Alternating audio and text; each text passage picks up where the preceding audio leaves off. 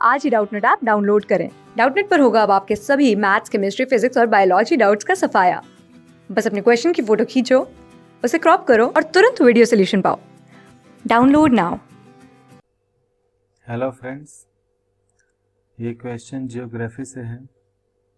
Give 5 important points on railways in Europe. So we need to tell 5 points on the railways in Europe. यानी कि Europe continent में जो railway service या network है उसके हमें 5 पॉइंट्स बताने हैं। So let me begin.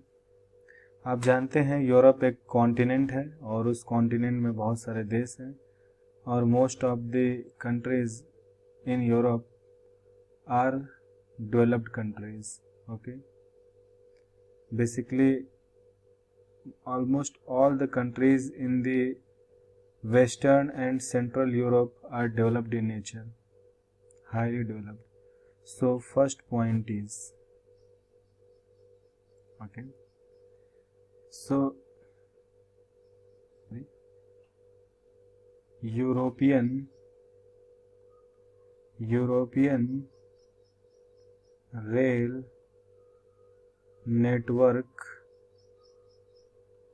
is an example of transcontinental railway. देखिए, ये बहुत इंपॉर्टेंट पॉइंट है।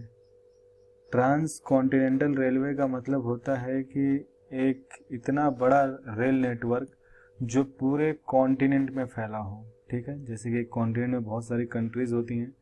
सो अगर कोई रेल नेटवर्क उन सारे कंट्रीज को कनेक्ट करता हो, ठीक है, throughout the continent, if a rail network is there then it's a transcontinental rail network. The second point is कि अगर आप यूरोप की रेल नेटवर्क को देखेंगे तो आपको डिस्पैरिटी दिखाई देगी। डिस्पैरिटी ये है कि जो आपका जो वेस्टर्न यूरोप है, ठीक है, जिसको मैंने कहा था काफ़ी डेवलप्ड रीजन है, ठीक है, जो आपका वेस्टर्न यूरोप है एंड सेंट्रल यूरोप, ठीक है, ये भी हाईली डेवलप्ड है। Western Europe and central Europe, यहाँ पर जो रेल नेटवर्क है, ठीक है, रेलवे नेटवर्क, ओके, ये बेस्ट है। ओके, आप ये कह सकते हैं कि वेस्टर्न यूरोप और सेंट्रल यूरोप में जो रेल नेटवर्क है वो हाईली वाइड स्प्रेड है, बहुत फैला हुआ है। ठीक है, इट इज डेंसली कनेक्टेड, ये आपस में डेंसली कनेक्टेड है।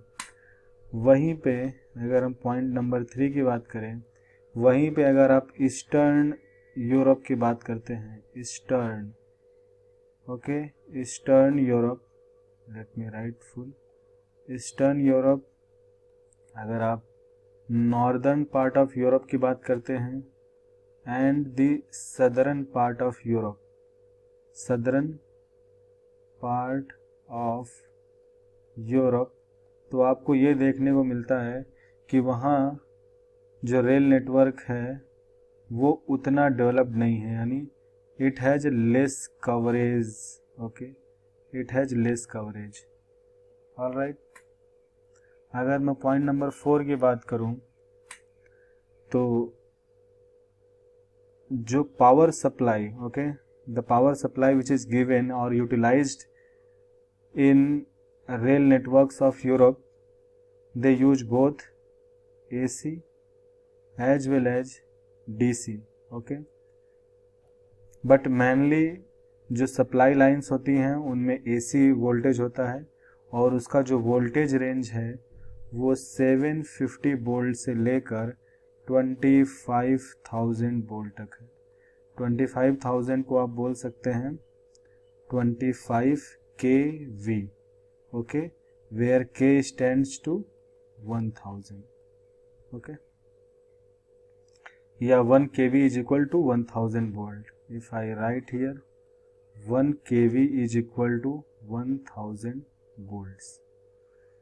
और अगर मैं फिफ्थ पॉइंट की बात करूं, सो यूरोपियन यूनियन एक ऑर्गेनाइजेशन है जो कि यूरोप के कंट्रीज से मिलकर बना है।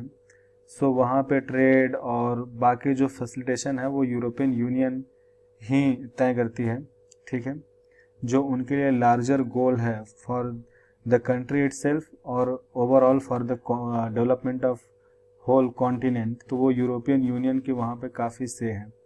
So recently European Union aims to facilitate okay facilitate competition among various, or you can say all national, where is my blue pen, okay, all national rail network operating companies, ठीक है। तो जैसे कि मान लीजिए कि जो भी यूरोपियन यूनियन में कंट्रीज हैं उनके देश में जो रेल नेटवर्क है, चूंकि वो सारे रेल नेटवर्क इंटरकनेक्टेड हैं फॉर ट्रेड एंड मोबिलिटी, तो यूरोपियन यूनियन ने जो भी डिफरेंट नेशनल्स यानी अलग अलग देश के जो रेल नेटवर्क हैं, जो उनकी सर्विस ऑपरेटिंग कंपनीज हैं, उनके बीच में कंपटीशन की एक इन्वायरमेंट क्रिएट किया है, कंपटीशन क्रिएट करने का टारगेट रखा, ताकि ओवरऑल जो रेल नेटवर्क की एफिशिएंसी है वो through out the continent of Europe वो ज़्यादा बेहतर हो सके। Thank you so much. Class 6 से 12 से लेके नीट, IIT, JEE मेंस और एडवांस के लेवल तक 10 मिलियन से ज़्यादा स्टूडेंट्स का भरोसा। आज ही डाउनलोड करें डाउटनेट ऐप या व्हाट्सएप कीजिए अपने डाउट्स 8400 400 400 पर।